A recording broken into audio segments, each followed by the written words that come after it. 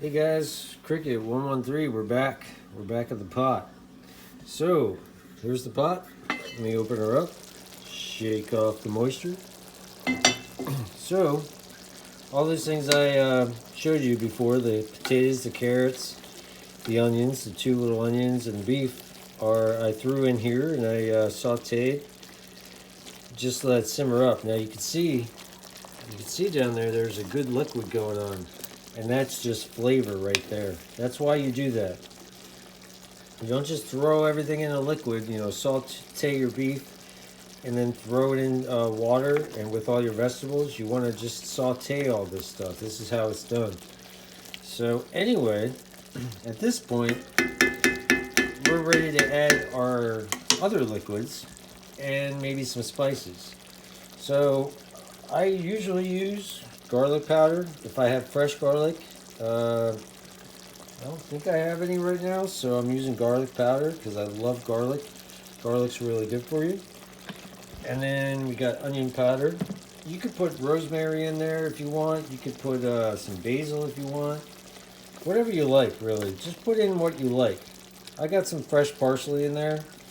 I put in when I was sauteing this just to get the parsley. Fresh parsley has a good flavor to it to add to it. So anyway, I am going to put the liquids in now that this is ready for it. I got a gas, this is on gas right now, so you have to figure out what's good for you. This is at 2.5 to 3 on the gas burner.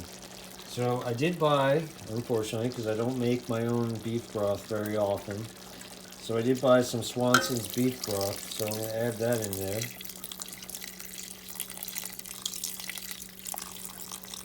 So we're putting 1 can of that in. That is, for this small batch, 14.5 ounces.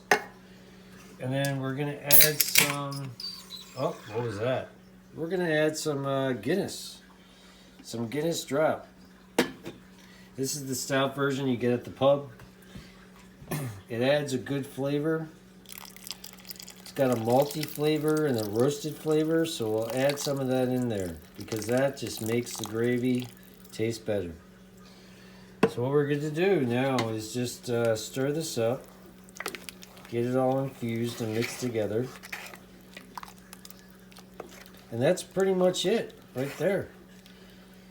So what I'm going to do, I'm going to put the heat up a little higher to about a 5 for me, because this is the bigger burner. Not that you saw that, but anyway, this is the bigger burner. So I'm going to put that up to 5. I'm going to leave the lid off.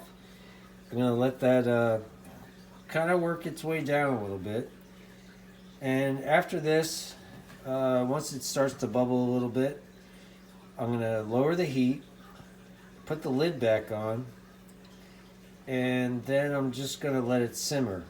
You want to let it simmer for about an hour or 2. Depends on how much time you have. If you have it simmering, maybe about an hour or 2 hours, and by for me it's 4:43 here, Eastern Standard. So yeah, about 6 o'clock or so, 6:40 or whatever I should say, this should be ready. So that's my beef stew.